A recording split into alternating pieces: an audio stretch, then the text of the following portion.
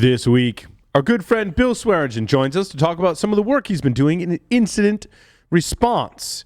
He thinks many of you people have it wrong. You don't need to be a cybersecurity ninja to respond to an incident. In the security news, Canon shoots out your Wi-Fi password. I want to be a super admin. You don't need fancy hacks to bypass air gaps. U.S. Senator attacks Microsoft. Tenable CEO attacks Microsoft. We should all be hopeful despite the challenges in InfoSec. The SEC requires reporting cyber attacks within 4 days. Mirai attacks Tomcat, scanning a car before he's stealing it. Not you, but people who steal cars. A little offensive appliance, no internet access for you, and that'll solve everything. Ubuntu blunders. It's so secure no one can actually use it. And yet another CPU data leak. All that and more on this episode of Paul's Security Weekly. This is a Security Weekly production for security professionals by security professionals. Please visit securityweekly.com/subscribe to subscribe to all the shows on our network.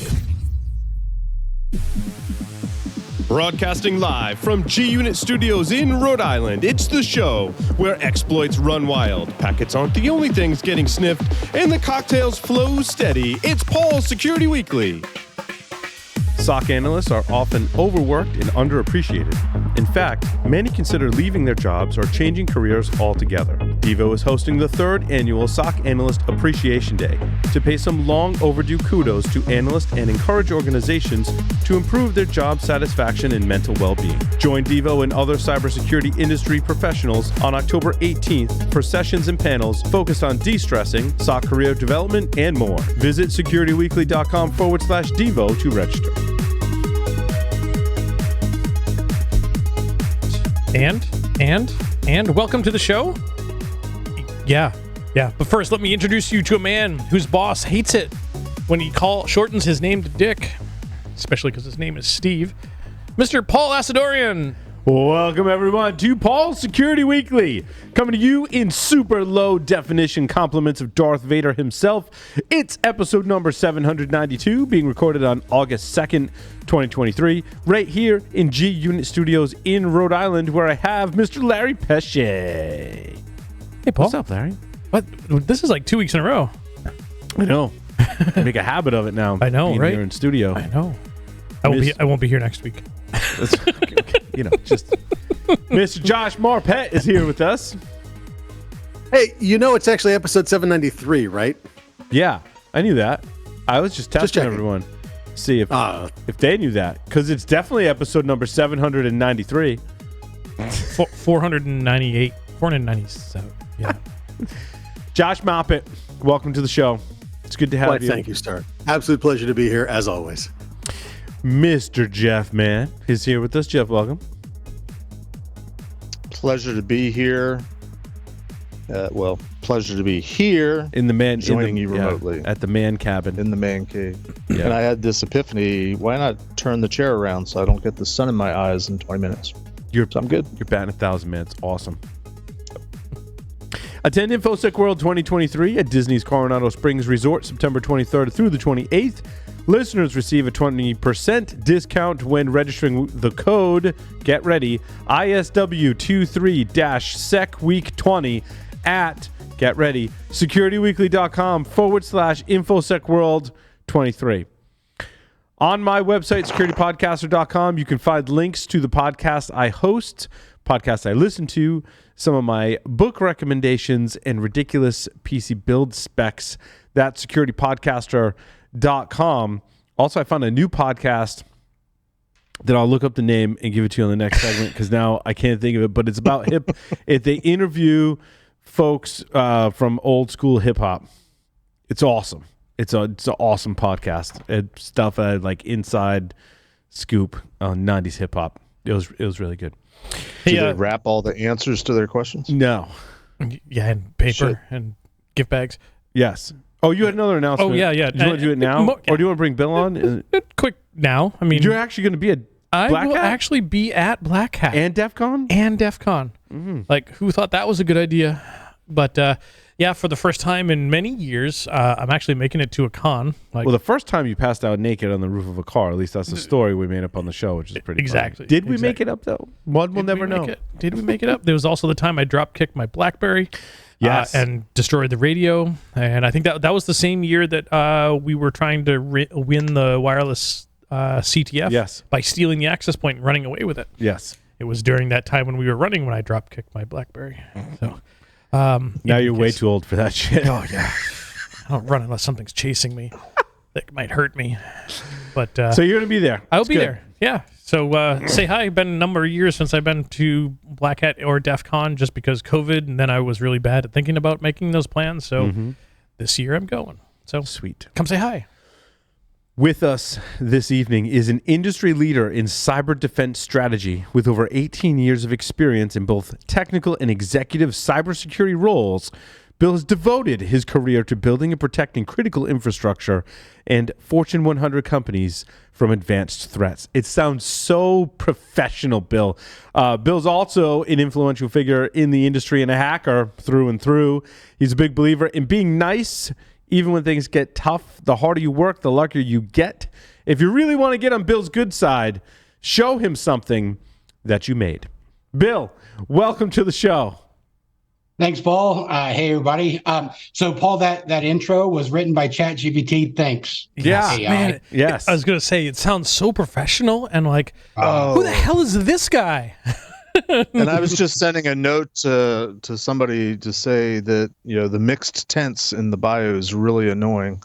But if it was written by ChatGPT, It was written by ChatGPT, then edited by Paul, and I didn't catch all of the tense. It was edited by Paul GPT. Paul GPT.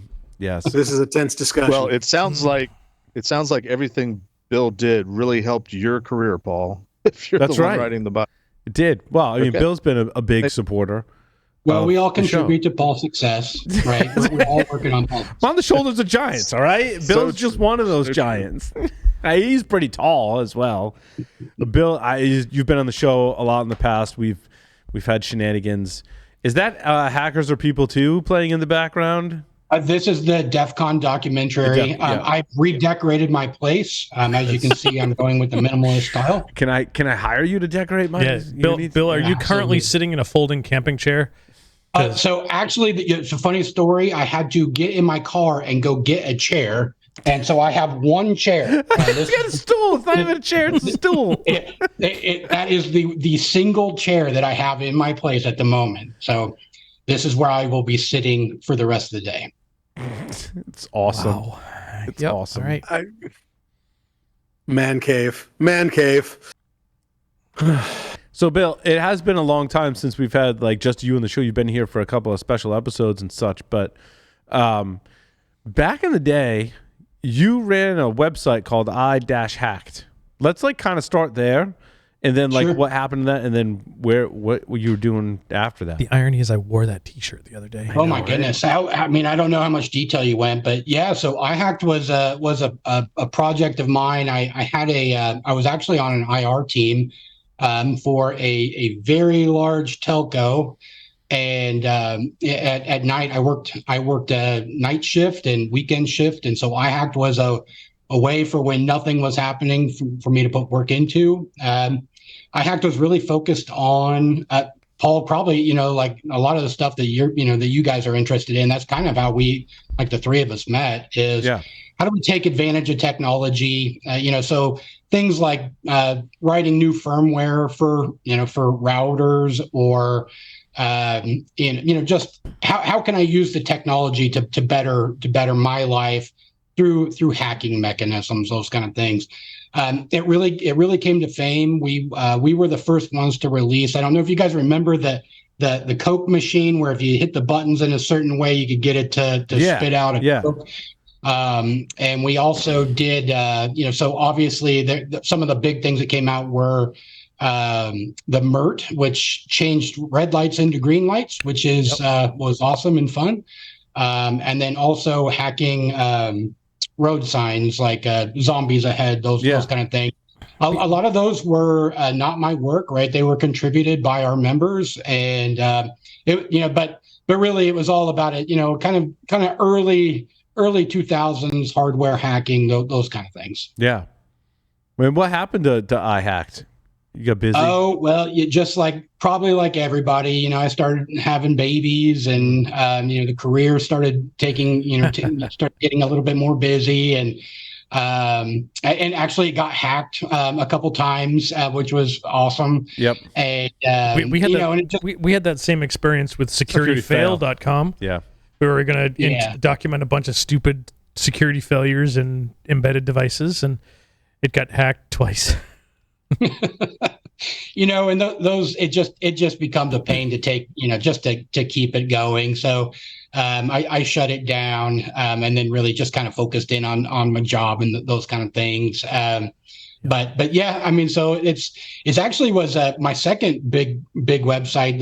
One that earlier you might not know this, but when I was in college, I had a phreaking site, and like a phone phreaking website, and it got pretty big too. And so iHack was really kind of the second version of the phreaking website. Yeah. Is there any other kind of phreaking?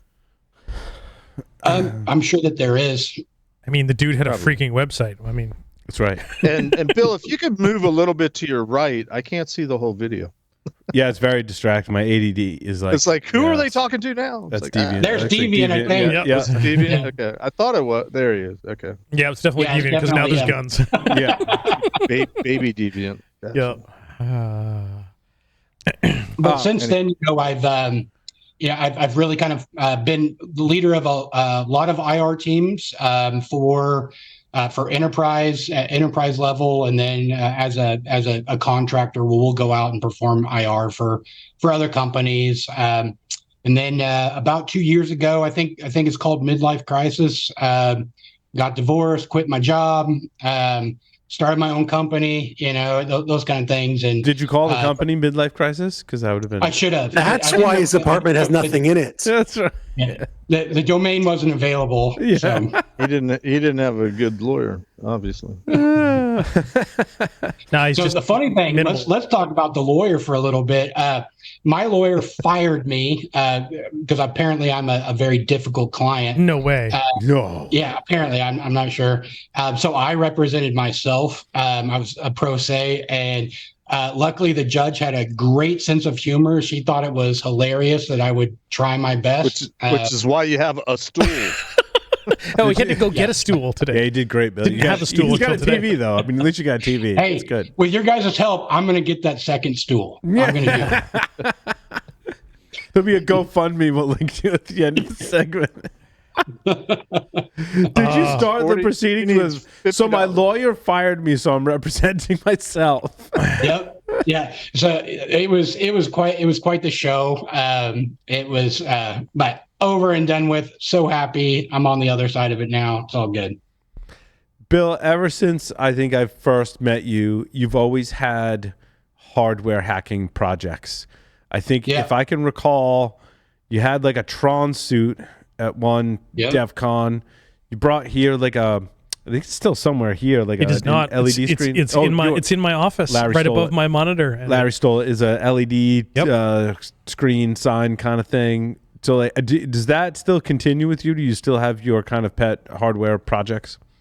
Yeah, so I don't have anything right now that I'm working on. So we were talking earlier about ESP32. I focused a lot on ESP32 over the last couple of years, and really around RGB type stuff, like LED, just kind of like everybody else. I think nothing really that exciting. The bling and the shiny. Mm-hmm. The bling and the shiny, and so I think the last hardware project I did is I bought some of those. I don't know if you've ever seen them, but like they're the RGB cubes that you can either throw in the pool or you can have people dance on them or whatever.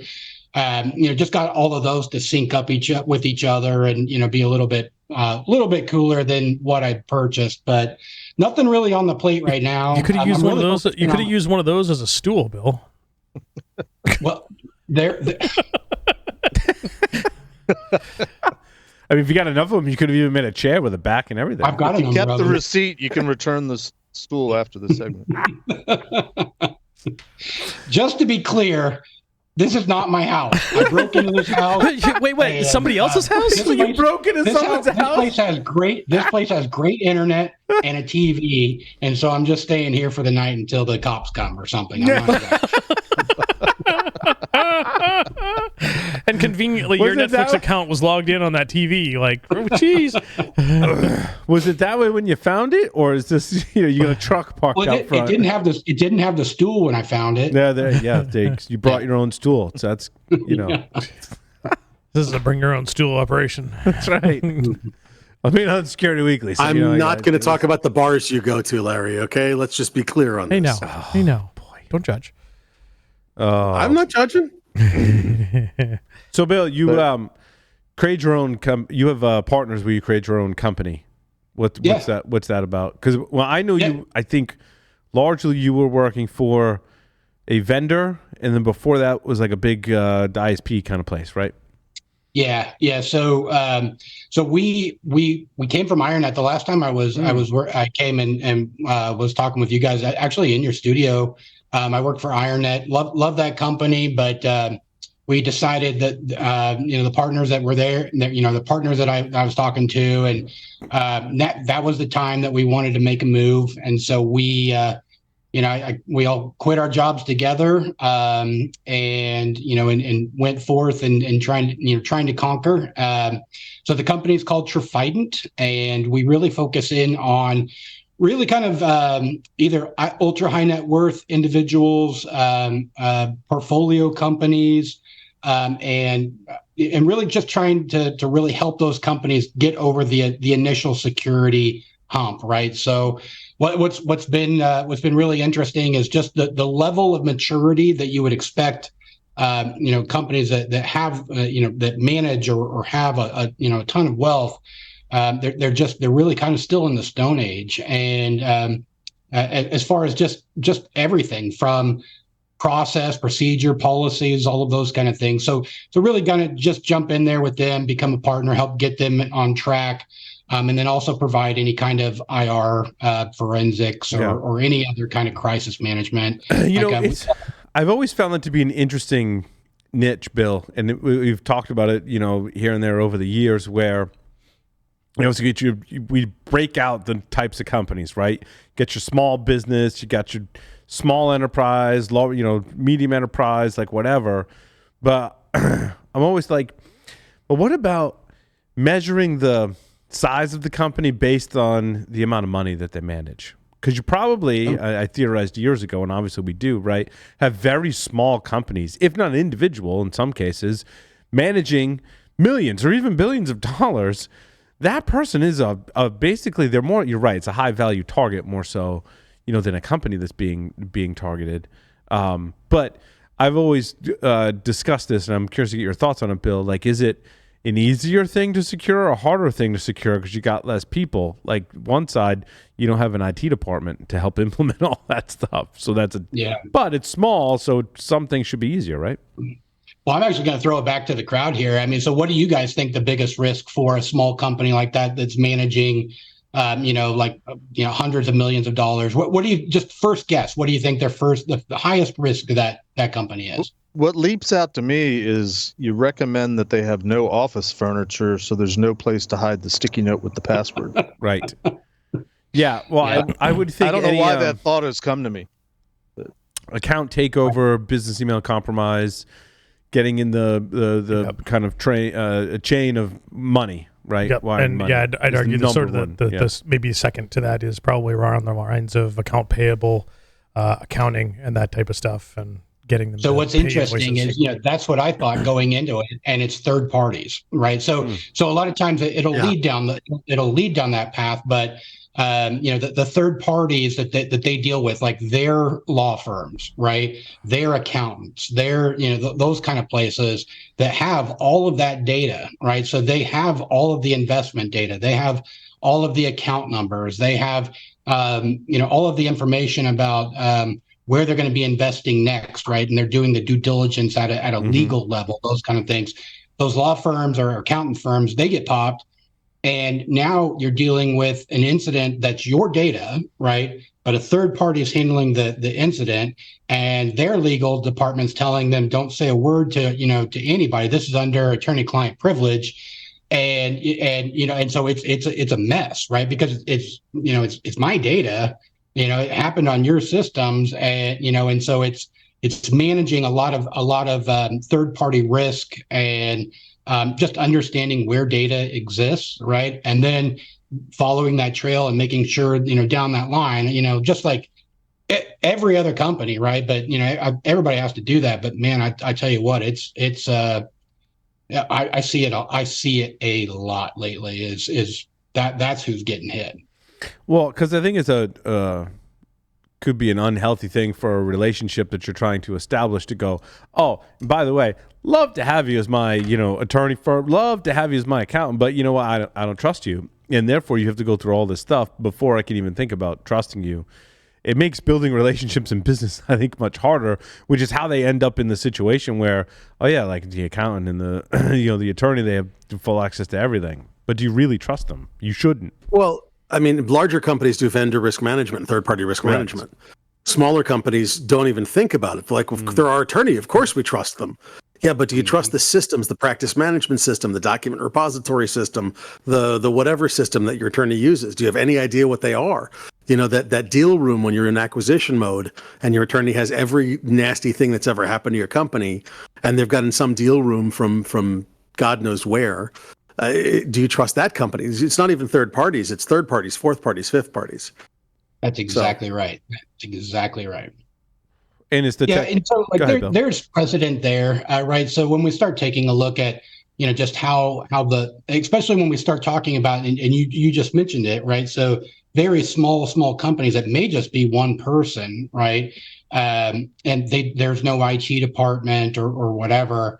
There is some precedent around risk when we start talking about financial risk, right? So when you start talking about that, they understand, but they just never even considered what the security risk is. And quite often what we hear is, well, I think that the MSP does that for me, right? So the IT company that I pay for that sets up accounts, we hear almost every single case. Well, I think they handle security, and then you're like, right?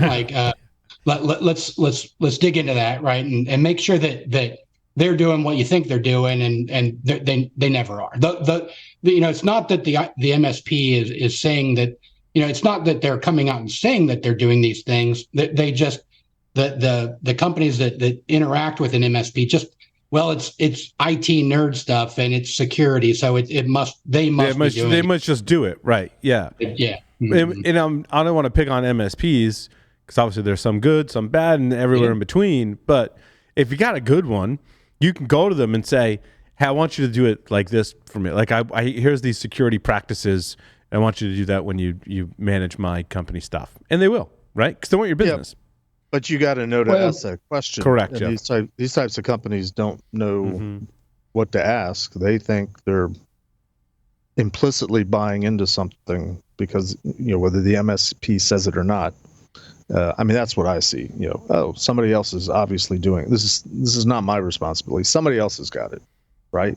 It's always my suggestion you split those in two, right? Is that your IT provider is not your security provider. For example, do you want me setting up your Active Directory, right? Do you want me fixing your printer? Like I think that's what Boris was for. That's Boris. Can I do that? Yeah, I could stumble my way through that, right?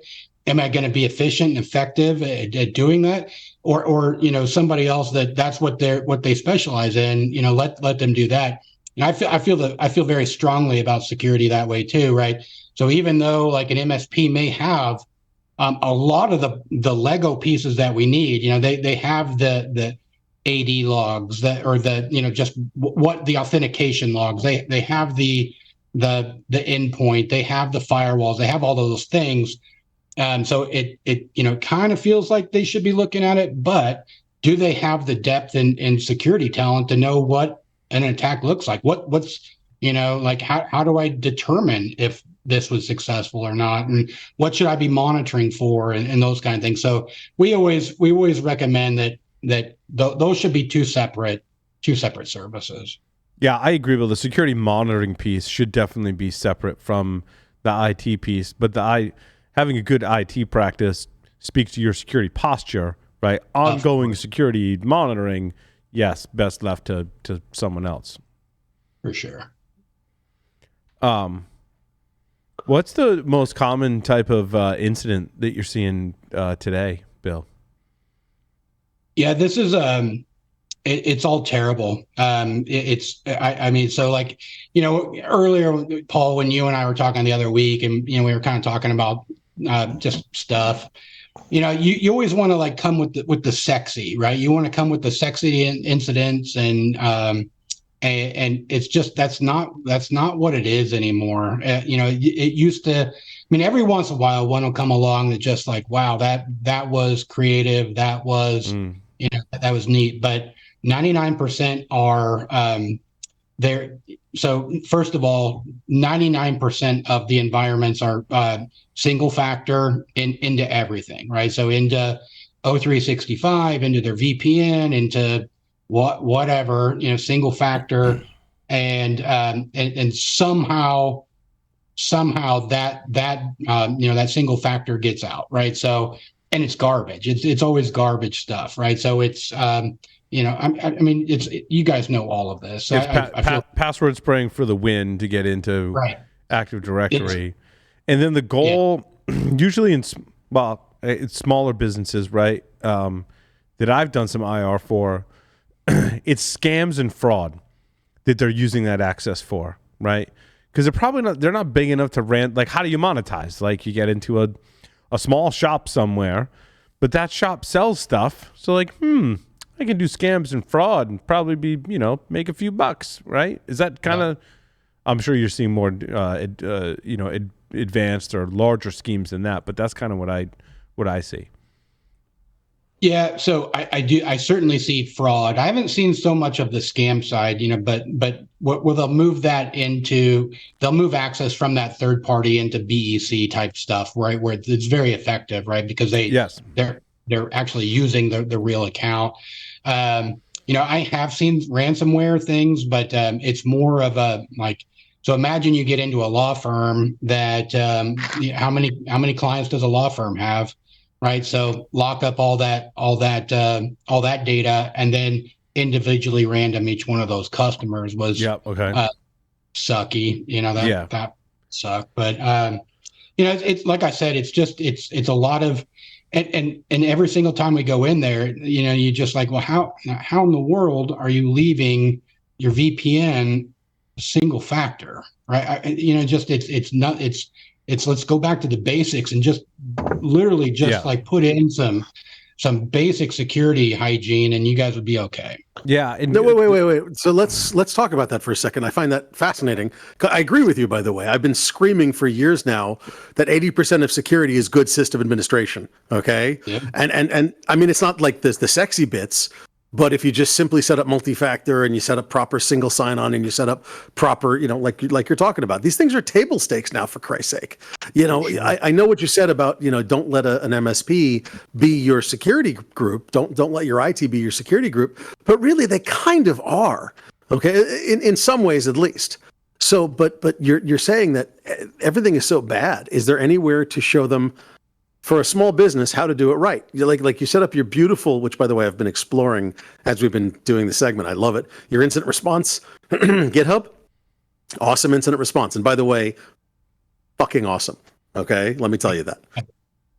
I've already thrown it out on Reddit, and I've already like a couple of places people have asked me for incident response plans. I've gone back and been like, no, now you need to go here. Okay. Thanks. Yeah. No, of course, dude. It's awesome. It's really nice. It's well laid out. It's simple. Like you can go in multiple levels of detail, as high level or as detailed as you want to be. It's there. It's really nice.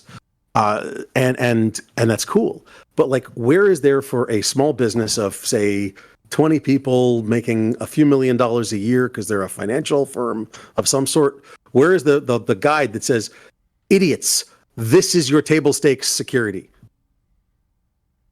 Well, Is there so the SBA, and I'm sure you guys have other areas, but so the Small Business Alliance has a lot of that stuff posted. But I mean, like, have any of you read it? Right? Like nobody really goes out and looks. It does feel like table stakes, right? It does feel like I want to scream at the top of the mountain, right? And but those things are available, and they're free, and they're decent, right? They were well written and thought out, but everybody's got a day job, and that's somebody else's problem, right? It seems to be Out of curiosity, what percentage of these companies that we're talking accept credit cards as paid for their goods and services? Ballpark. So usually my clientele are not retail type spaces. So I hesitate to give you an answer on that, because my statistic would be very different than I think somebody else's, right? So, Okay. but I probably know where you're going with that, right? And I'll let you take it there. Mine are just I just think I'm focused in a little bit different area. Well, I mean, aside from the obvious where people think I'm going, at a higher level, more macro level, where I'm going is companies that I see, large and small, tend to not do security if they don't have to, if they're not held feet to the fire by some sort of regulatory or compliance standard. And I'm guessing the nature of some of the companies you work with, they're just flying under the radar. They don't really have any regulatory, even though they're, you're mentioning financial services, but I'm sure they're finding loopholes or ways around it where they're not really held feet to the fire. And then the question is, they may want to do something, but they don't know what they don't know, I would think. And they don't know what they should be picking and choosing from. What's a good short list, abbreviated list? We could throw out things like CIS top 20, but even that needs to be interpreted and absorbed and applied to whatever the environment is, and people simply don't know how to do that. And again, they don't care if as you put it, they're not forced to. Mm-hmm. If you don't hold a gun to somebody's head, to an executive's head, are they actually going to put security in place? And it's to the point where we need to make it so that you can't do Active Directory without MFA. You can't do these things without like it has to be minimum. The minimum has to be multi-factor. The minimum has to be. Do you know what I mean? You can't buy it without. Unfortunately, I think we're still in that learning phase, right? Where people understand, hey, I need cybersecurity, right? Like I feel like anybody that's at an executive level or an owner, or just has the responsibility of the company. And when they think about risks, I think that they do think about cybersecurity. So they're at least thinking about it. Now, do they take any action on it? It really depends on the person, right? Quite often, and I've already mentioned it, but most often what I find is they think they've already solved it because they've hired this IT company. Mm-hmm. And again, I'm not coming down on MSPs at all, right? Like they never once even said that they're doing it, right? But still, hey, I've got an IT guy, so I think they do it. And unfortunately, and kind of where you're going there is most of the times my introduction comes at a very bad day, right? So that's how I wish it wasn't that way, right? But usually when I get introduced to a new client, it's because they're having a rough time. Yeah, I was going to say, Bill, that I think that if you're in the 1 to 10 person company that's managing some serious funds, I put that pretty broadly, right? You're responsible for a significant amount of funds. You're right. They probably have thought like, I need some IT, some cybersecurity. Like I got to be thinking about that, but they don't actually do something until there's a security incident, which is where you come in, right? Where someone like yourself come in and go, oh no, like cybersecurity really means like you're doing all these things. So I guess my question is like, is there a place that we can advocate for these smaller companies that have basically a higher risk profile than most because of the amount of money that they're managing, that they can go and kind of get the basics. Because they don't have an IT security or a compliance department going, you need to be NIST 800, blah, blah, blah, right? Yeah. No, never send them to a NIST anything. No. Come on now. I have friends at NIST. I do too, but I mean, NIST requires a little bit of prior knowledge to know how to. I mean, NIST is very comprehensive. All the NIST documentation, trying to answer a specific question can be a little bit daunting because you get cross-referenced to 72 different documents, Right. and end up at the document that you started with. Ironically, it's happened more than once to me. But what I'm saying, Paul, is so if not NIST, Bill, where? I'm Well, no, gonna throw I it out actually there.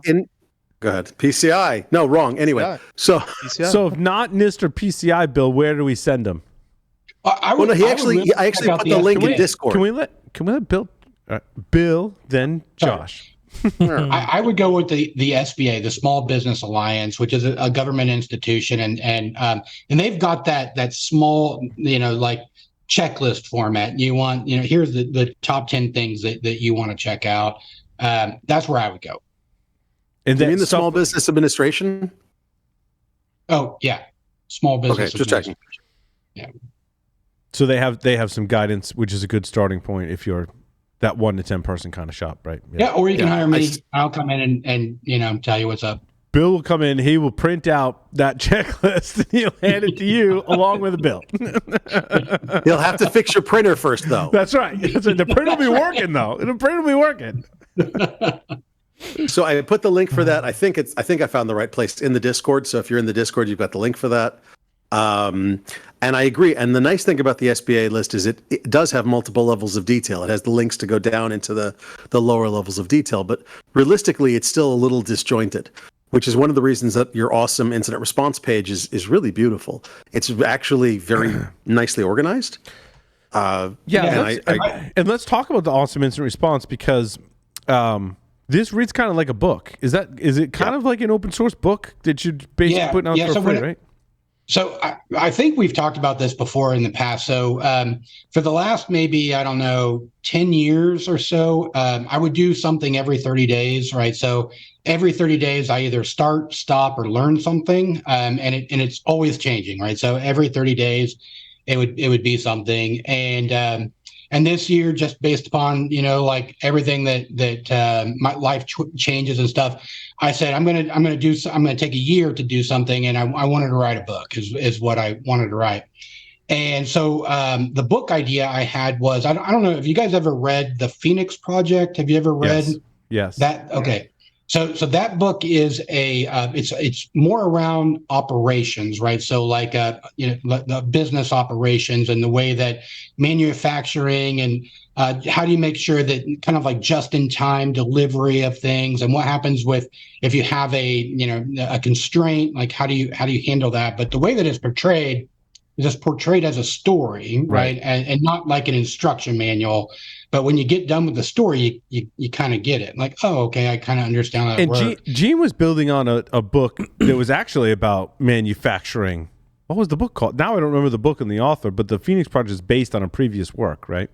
Oh, cool. Yeah. Yeah. Well, so my book idea was to do that for IR, right? So describe a company and kind of give about their background, and then they get hit with whatever, and here are the steps that they take to work their way through an incident response, and if we just would have done these things earlier, just all of those kind of like aha moments, and what I found was like as much as I want to tell that story, it doesn't come out of my fingers well.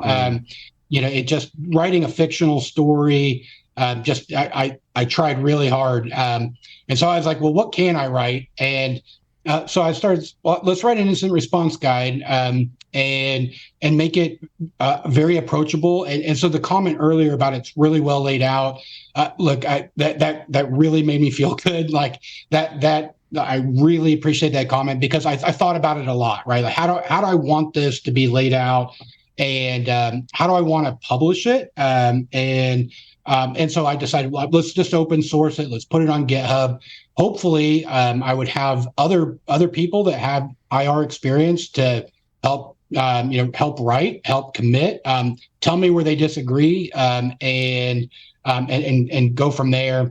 And so I've laid out the stages of IR, and for anybody that's watching, and it sounds like that it's already been in Discord. It's GitHub/Heaven Sent, and then Awesome Incident Response.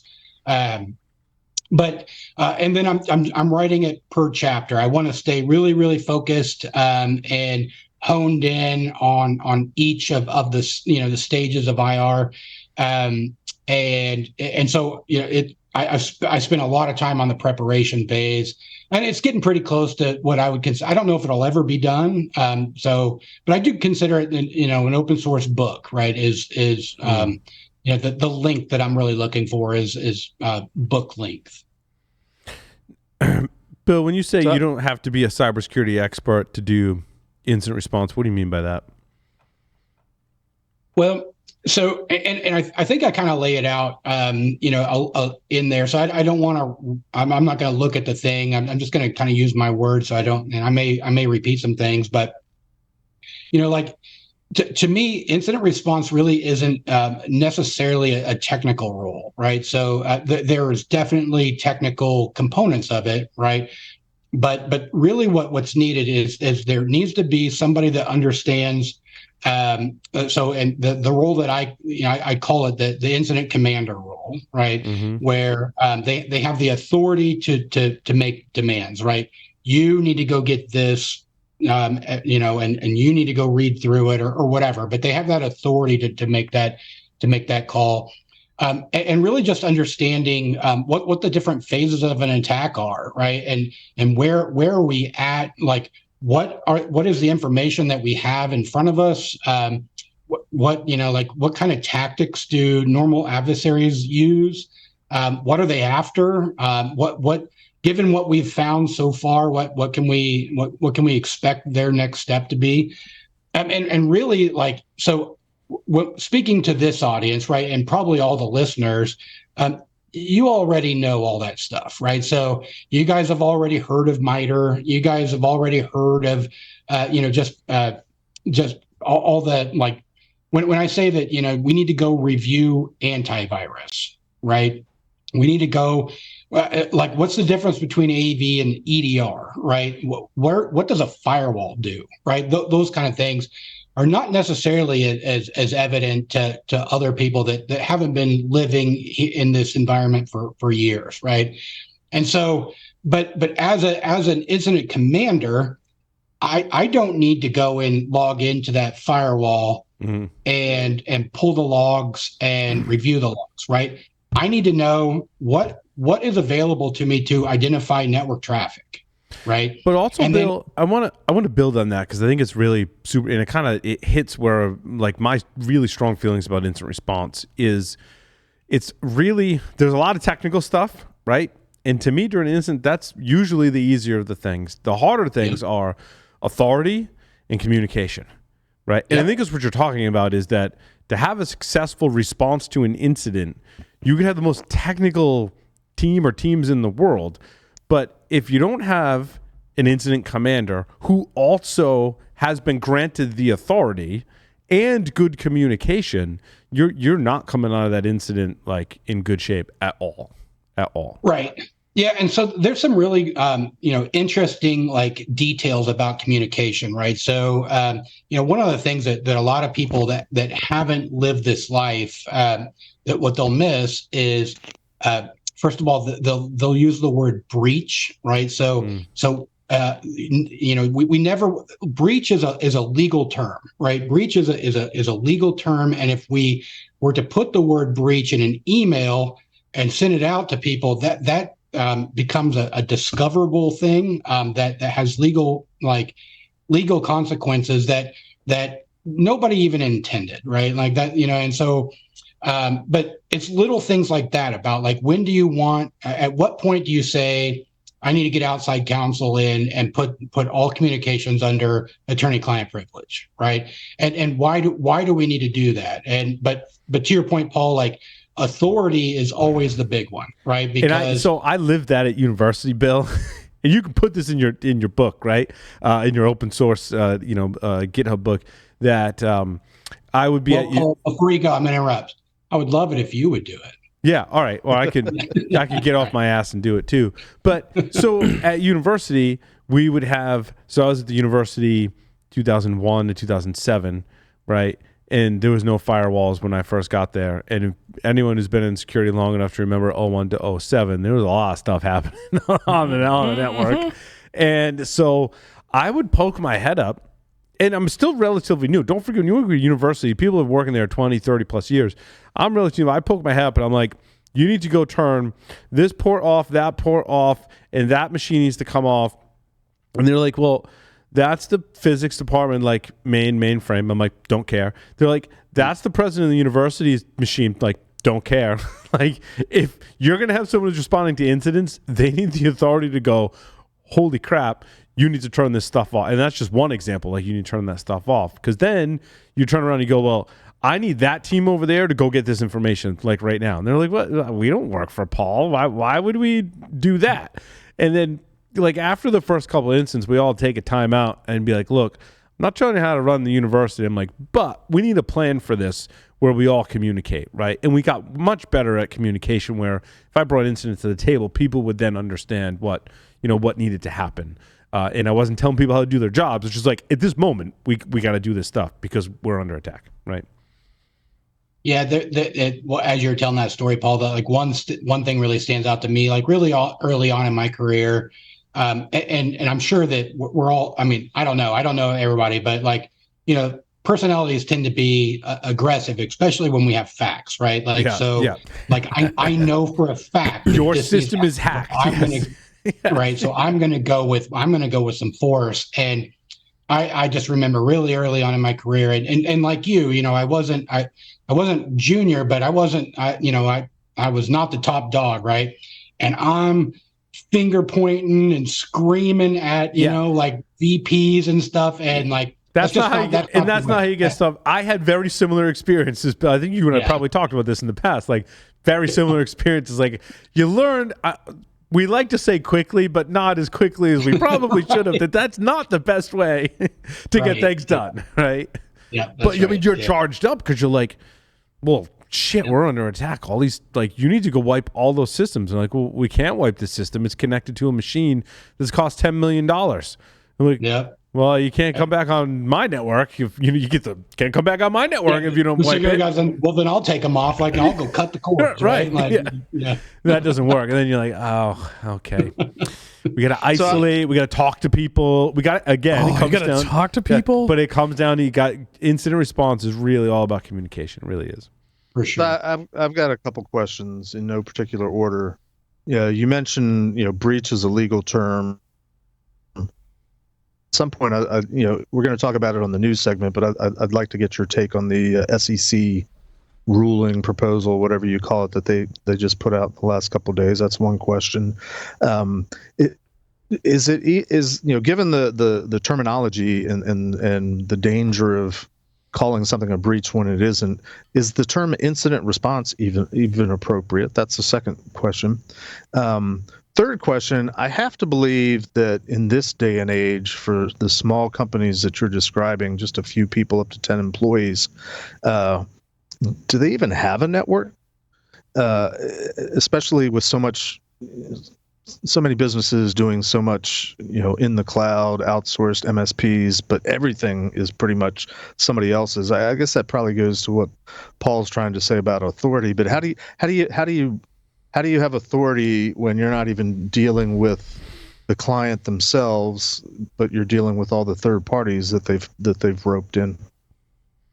I'll stop there. That's a handful of questions. Those are very good questions. So when we start talking about the SEC, and I think I heard that it was going to come up in the news, I come with very, very mixed feelings about that, right? So for one, I do think that we should have, and we do, right? But we should have enforced notification guidelines, right? Now, when they start shrinking that window to 4 days, usually in 4 days, I don't even, like I don't have the full scope, right? And you're taking away the people and resources and attention that I need working, because I'm still a lot of times like I may still be in identification in the identification phase where I'm still haven't completely identified my full scope, and 4 days has gone by, and now we're gonna need to notify the SEC. Now, this is just my opinion. Let me interrupt you very quickly. I hate when we have conversations and not everybody knows what we're talking about.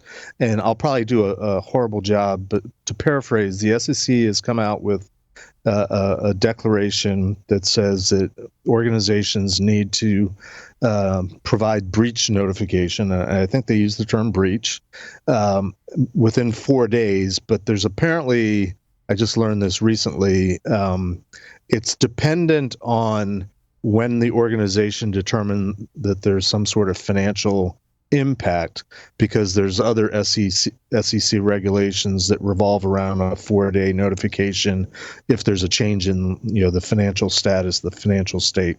So that's where the 4 days is coming from. But I just want to throw that out there so people have some idea what we're talking about. Go ahead. The quote from the article that I had was, it says, technically the clock doesn't start ticking on the 4-day window for reporting until companies have determined a breach is material.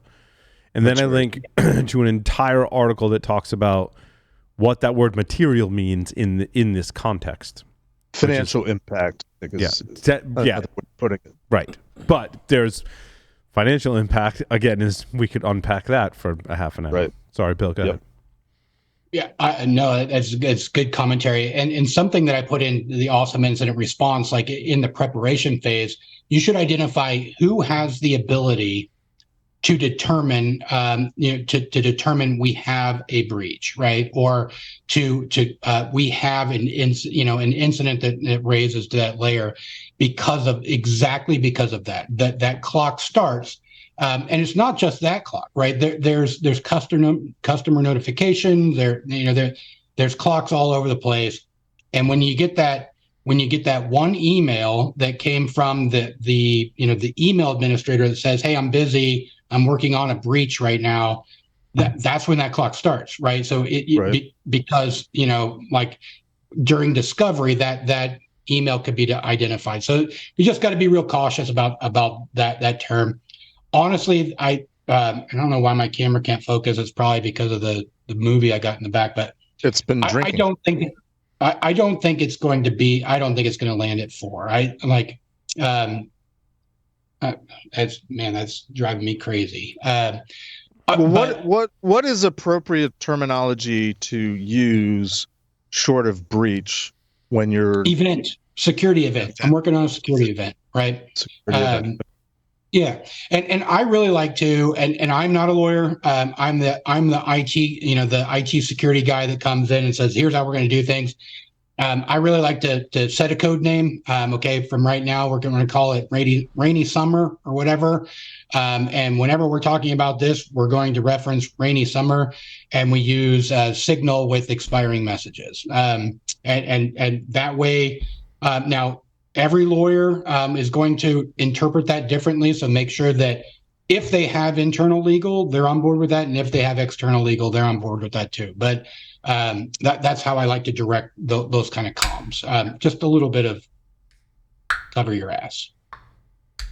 Yeah, and I think in today's day and age, one of the big differences between when I was doing incident response and today is you've got rely more, I work with legal even more today because of things like this where there is mandatory reporting. So if you do discover a breach and you start doing it, it's going to impact your response plan because legal should be telling you, and I firmly believe you should get that in writing, right, what they're telling you. So if I've adjusted the incident response plan for the company based on what legal has said is documented, and they're usually they're okay with. I just need official statements. Says this is how we have to handle it. If there's a 4-day reporting thing, this is how we handle it. It goes into the plan, and it's all above board. Yeah, if you are responsible for security at your organization, you should be best friends with the legal department. Like your right hand person should be the chief privacy officer if they have one, and if not, the general counsel. You guys should be buddies, right? And moving. You want to be in lockstep with that person, right? And sometimes you might not like what they say, but yep.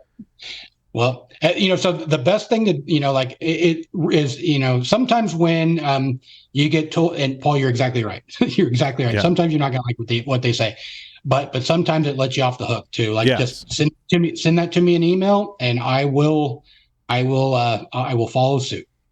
Absolutely. Risk accepted. True. Yes. So my other question about, small companies these days, they may not have an actual network. Where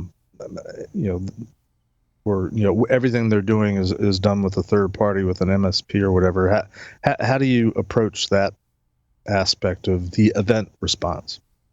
Yeah. So more and more cloud providers are getting very good at providing logs, right? If you think about Azure or AWS or just whatever, you can get even like a lot of like software as a service, like SaaS stuff, like have very, very, very good logs just around authentication and sometimes even deeper into what's actually occurred. But I will tell you that so I'd probably say it's about 50-50 when I look over the last couple of years, 3-4 years. I still run into networks. I still run into file shares, right? I still run into those things, but half the time, it's most that there is no network, right? When when you say is there MFA on a firewall, I'm like, firewall, do you mean QuickBooks, whatever? But God. yeah.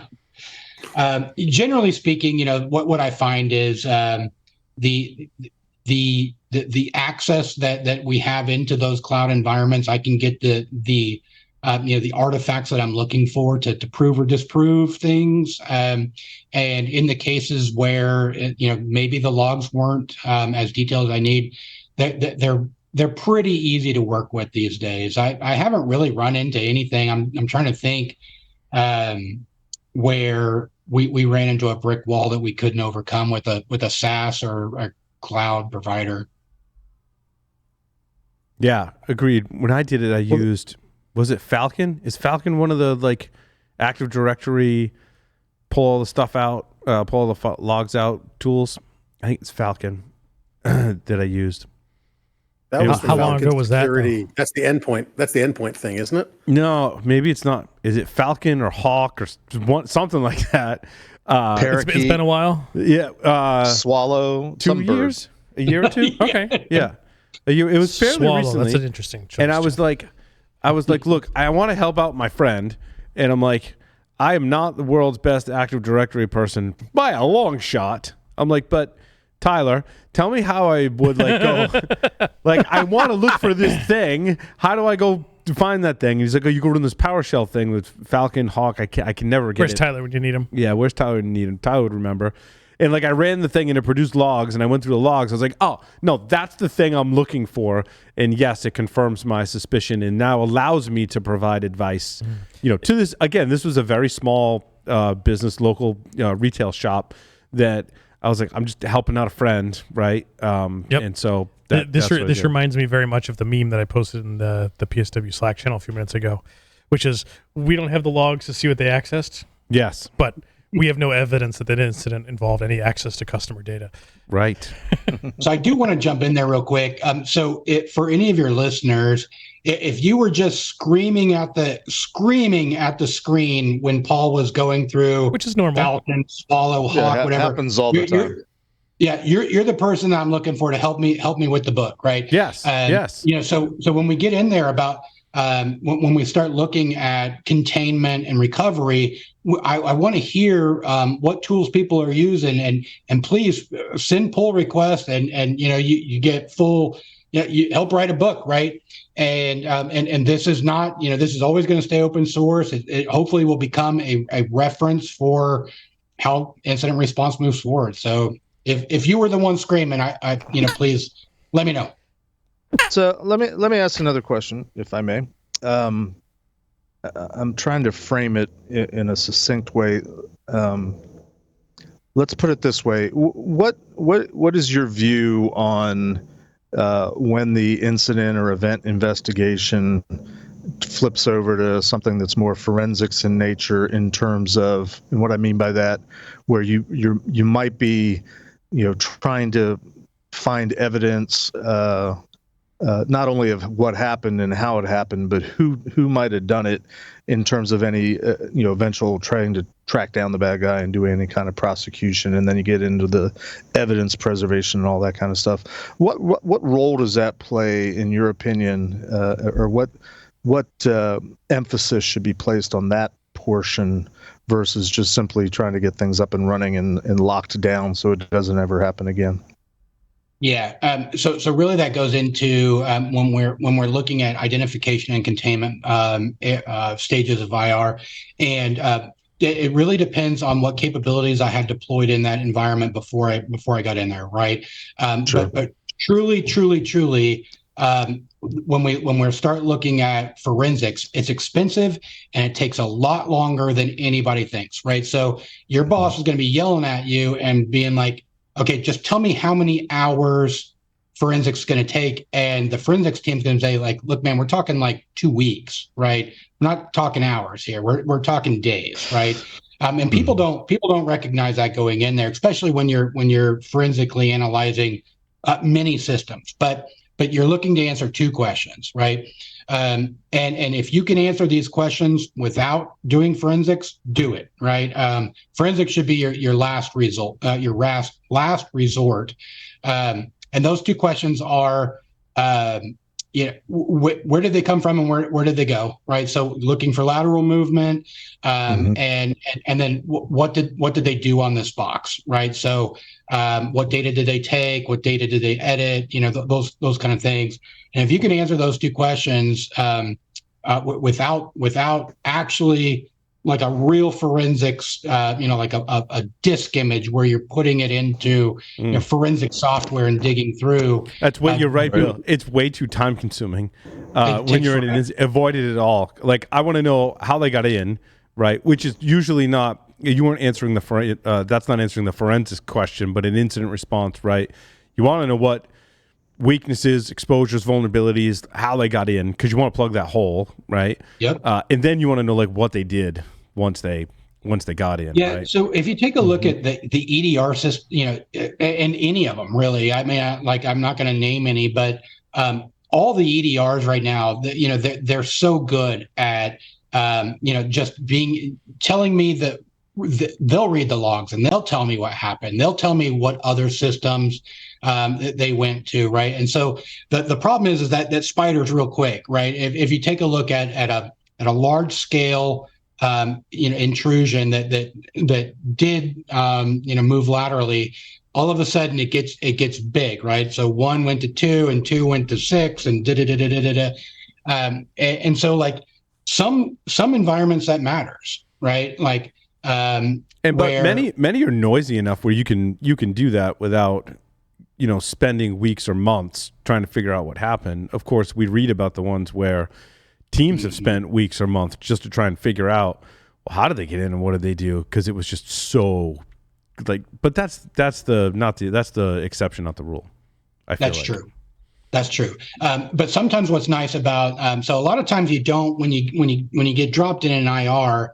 You don't know where the spider web started, right? You get dropped in around here somewhere. Yes. And so if you have some of those tools, but getting back to here is a lot of times forensics can really paint a good picture about that. But again, that's what I love about incident response. I'm sure many of us, you included, Bill, right? It's like a whodunit.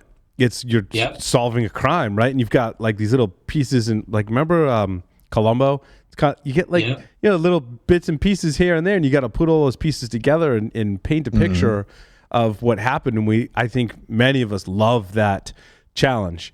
Our kids hate the fact that we're really good at that because they can't pull anything over us. We're like, no, wait, the facts just don't add up. And I got a little bit of camera footage here, and I got text message here. Like, no. Yeah, but it's a very similar skill, same skill. that's right. For sure. Hopefully, I answer that question. It's really just coming back to it is making sure that you can answer those two questions. And quite honestly, the newest version of the EDRs do such a great job at answering that, where a lot of times you don't have to move to like actual host forensics. Bill, have you answered the 5 questions before on the show? I don't know that you might not have. Have you? If he has, it's been a long time. It's been a while. Long time. It's been from back in the iHack days. Different questions. Okay. They were different questions back then. All right. Bill, you ready to play 5 questions with Security Weekly? I am. 3 words to describe yourself. I would say driven, want to learn. Okay, there you go. Those are the 3 words. Want to learn. Got it. If you were a serial killer, what would be your weapon of choice? Interior decoration. Furniture. Yes. Stool. If you were to write a book about yourself, what would the title be?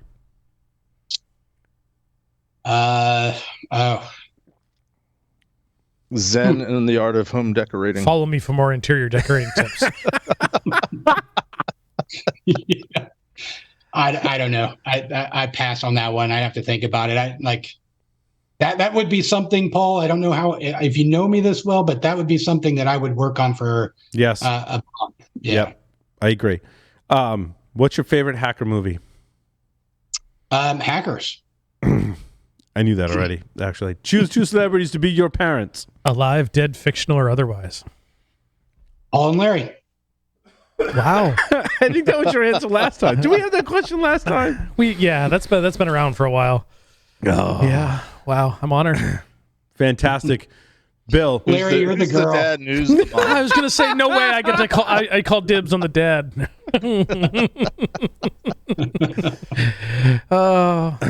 Wait, can we both be girl? Absolutely. It's 2023. Yeah, it man. is. Sweet. We can be whatever Totally we want. fine. That's right. Bill, thank you so much for appearing on Paul Security Weekly.